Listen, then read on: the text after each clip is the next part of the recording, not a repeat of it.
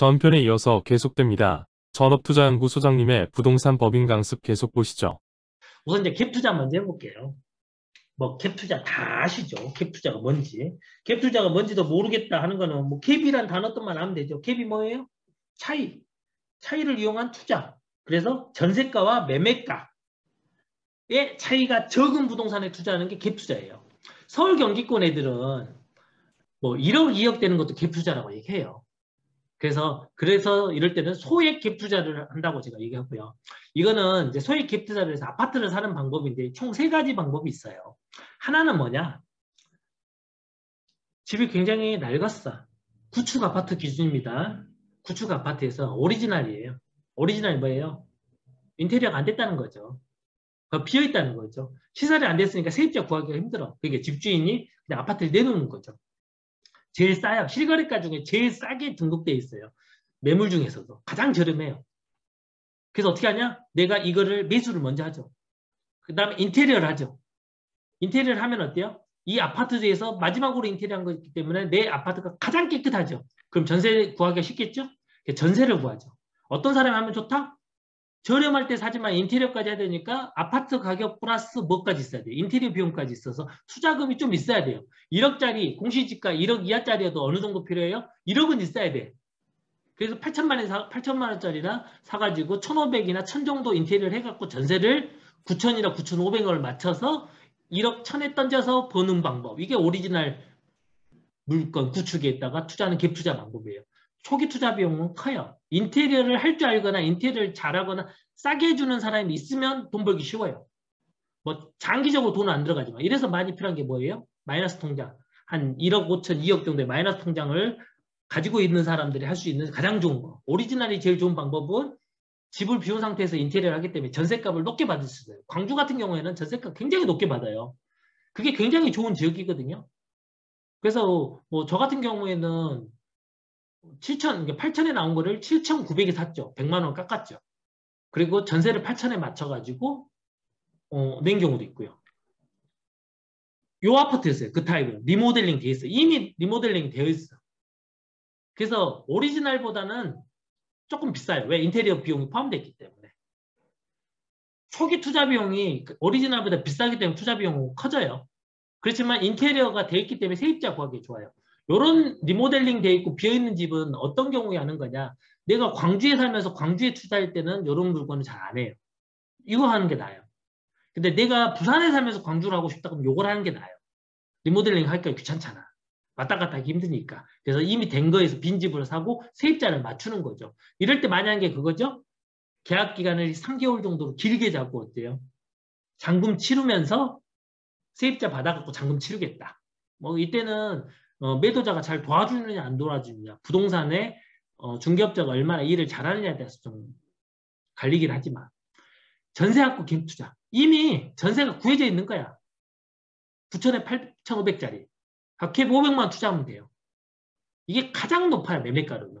그러니까 이게 상승하는 데까지 걸리는 시간은 상당히 오래 걸려요. 대신 임대는 걱정할 필요 없죠. 벌써 임대인이 맞춰져 있고 인테리어도 웬만큼 돼 있을 거고 인테리어가 낮아도 맞춰져 있으면 아파트 가격이 낮은 상태에서 맞춰져 있을 거고 인테리어가 잘 돼 있으면 높은 가격에서 전세가 맞춰져 있단 말이에요. 임대 걱정은 없죠. 투자금은 적어요.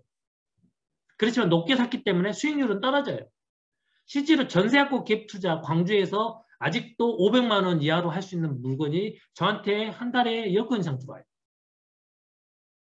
그래서 충분히 가능성이 있어요. 부산에서 이런 걸 하려면 2천에서 4천 정도 투자를 해야 돼요.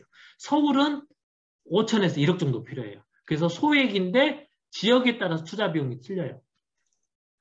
그래서 보통 살 수 있는 게 오리지널 사서 인테리어 하느냐, 리모델링 된 걸 사느냐, 전세하고 갭 투자를 하느냐 이런 거에 따라서 투자금도 틀리고 시드도 틀리고 수익률도 다르고 아파트 가격도 틀려요. 그래서 매매 계약 후 전세 세입자를 못 구한 경우 세입자를 구하지 못하는 동안 일시적으로 목돈이 필요해요. 이래서 마이너스 통장이 굉장히 필요한데 요즘 마이너스 통장이 잘 안 돼요. 그래서 생각보다 어려움이 많은 경우가 있어요. 그래서 그래도 갭 투자를 원활하게 1억 미만으로 하더라도 1억 정도 갖고 있으면 편하지만 1억이 없을 경우에는 숨조리면서 하거나 이런 3번 전세 안고 갭 투자 형태를 많이 하게 돼요. 오리지널 가격 찾는 거 이건 법인 투자할 때 제가 실거래가에서 가장 낮은 매매가에서 찾는 방법 요거 제가 알려드릴 거예요. 구축 인테리어 하는 거, 샤시 포함해서 인테리어 할 때 가격이 어떻게 되고 뭘 인테리어 되고 업체마다 얼만큼 받을 수 있고 어느 정도 가격이면 인테리어 할 수 있는지 사진하고 이 내용을 해서 요거 알려드릴 거고요. 보통 인테리어를 1,000만 원 주고 했으면 500 정도 올리고요. 1,500 정도 주고 하면은 뭐 1,000만 원까지 정도 올려가지고 인테리어를 할 수 있어요. 오리지널 아파트 8,000, 인테리어 1,000, 그럼 9,000이면 전세 9,000 정도 받고 9,500에 뭐 판다든가 그래서 갭으로 500에서 1,000 번다든가 이렇게 하는 방법을 하는 거예요. 그리고 투자 금액에 따라 갭 투자. 투자금이 많고 가깝고 인테리어가 경험이 있으면 오리지널. 그렇죠? 투자금이 많은 거, 가까운 거, 인테리어 내가 할 줄 알면 오리지널에다 투자하는 게 돈을 많이 벌고요. 지역이 멀면 지역이 멀지만 투자금이 웬만큼 있어. 인테리어 업체 이미 돼 있기 때문에 인테리어는 필요 없지만 내가 전세만 구하면 돼. 이럴 경우에는 리모델링 가능하고요. 그것도 없는데 내가 투자금도 적어. 그럼 요거를 하셔야 돼요. 이렇게 갭 투자를 하더라도 이 세 가지 스타일 중에서 본인 스타일에 맞는 걸 찾으셔야 돼요. 이게 이제 소위 부동산 투자고요. 요게 이제 취득세, 양도세, 뭐 요거 하나만 볼게요. 8번. 공시지가 1억 이하 주택. 투기 대상으로 보기 어렵기 때문에 재개발 구역이나 이런 것들로 제외되지 않으면 주택수에 합산 안 돼서 중과가 되지 않아서 법인 12%가 아니라 요 주택에 대해서는 1.1% 법인도 1.1% 해준다. 이거 하나 가지고 법인 투자를 지금 하고 있는 거예요. 1억 미만. 대신 좋은 건 뭐다? 법인 같은 경우에는 개인 같은 경우는 어때요? 1년 미만 보유하면 양도세가 70%예요. 2년 할 때 60%. 뭐 2년 이상 가면은 많이 떨어지니까 금액이 워낙 작기 때문에. 그렇지만 1, 2년 안 할 때는 70에서 60%예요. 근데 법인은 얼마만 내면 된다? 20%만 내면 돼요. 법인세까지 10% 내지만 그래서 취득세가 12%가 아닌 1.1%짜리 요거 물건에 대해서 단기간에 2년 안에 매도해서 투자하는 게 법인 갭 투자의 핵심이에요. 요거는 뭐 나중에 다시 배우실 거니까요. 그렇고요. 우선 부동산 법인의 주택 투자. 법인이 주택 투자하기에는 굉장히 좋은 환경이 아닙니다. 법인과 개인의 부동산 투자. 개인은 무한 책임. 이제 앞에서 원리를 제가 설명하고 개념을 설명했기 때문에 이제 조금 쉽게 가실 거예요. 개인은 내가 다 책임져야 돼. 경매 넘어가면 내 것 다른 재산까지 날려요. 경매 넘어가면 그걸로 끝 아닌가요? 아니요. 경매에서 회수되지 않은 채권은 다른 내 개인 자산으로 넘어와요. 개인은 주택수가 다 합산돼요. 그래서 어때요? 비과세 받으려고 2년 이상 보유하지 않고 매매하지 않고 보유하면서 어때요? 자기가 실제 거주해야 되죠? 법인 유한 책임이 그 주식 그러니까 뭐 자본금 1,000만 원이다. 자본금 100만 원이다. 이 100만 원만 책임지는 거예요. 더 이상 책임질 필요 없어요. 법인별로 주택수는 합산돼요. 근데 법인이 여러 개면 법인별로 쪼갤 수 있어요. 법인별로도 주식 매수할 수 있고 단타 매매를 위주로 해요. 왜? 양도세가 싸기 때문에. 법인의 투자 대상, 취득세 중과 예외 항목, 아까 보여드렸던 공시지가 1억 주택, 뭐 사원주택이라든가 전원주택 하는 방법도 있는데 이건 나중에 설명해 드릴 거예요. 주택을 제외한 상가 및 토지는 4.6% 내고 하면 되니까 요거는 주택에 대해서 제재를 하고 있는 거지 상가에 대해서 제재하고 있지 않아요. 그러면 법인이 투자할 수 있는 게 뭐냐? 직접 매수하는 거죠. 아까 얘기한 거. 갭 투자는 매수 방법이고요. 경매로도 할 수 있어요. 주택의 취득세 아까 보여드린 건데 1주택 이거는 그냥 아시는 취득세는 그냥 금액에 따라서 1에서 3% 정도고요. 2주택으로 올라가면 조정지역은 8%, 3주택은 조정지역은 12%. 광주는 조정지역입니다. 4주택이면 모두 12%, 법인은 주택은 모두 12% 이런 거고요. 주택 입주권의 양도세는 1년 미만 70, 2년 미만 60.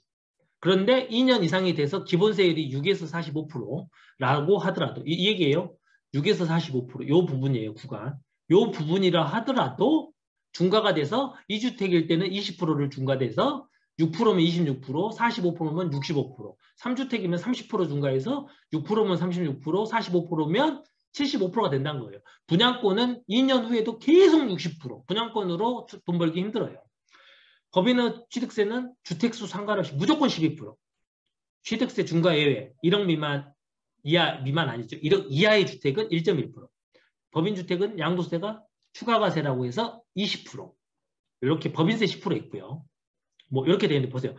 이런 게 있거든요. 뭐 요즘 나오는 거. 일시적인 1가구 2주택일 땐 취득세. 2주택에 대해서 취득세를 8%에서 이렇게 올리는 것들을 중과를 예외하겠다. 요게 제일 크죠. 생애 첫 주택 취득세 감면. 물론 실거주해야 돼요. 이런 게 있는데 내가 첫 주택을 법인 투자, 기업 투자 500만 원짜리 날리면 안 좋잖아요. 이런 걸 알고 계시는 거죠. 1주택 비과세 요건이 있죠. 뭐 2년간 살아야 된다, 보유해야 된다 이런 거. 그다음 종합부동산세 이런 것도 확인해야 돼요. 그러니까 이런 것들은 어떻게 한다? 있다. 뭘 조심하면 된다. 프로테이지는 내 상황에 맞춰서 그때그때 보면 되고 모르면 톡방에서 문의하시라. 그럼 돼요. 다음 편으로 계속 이어집니다. 끝까지 들어보세요.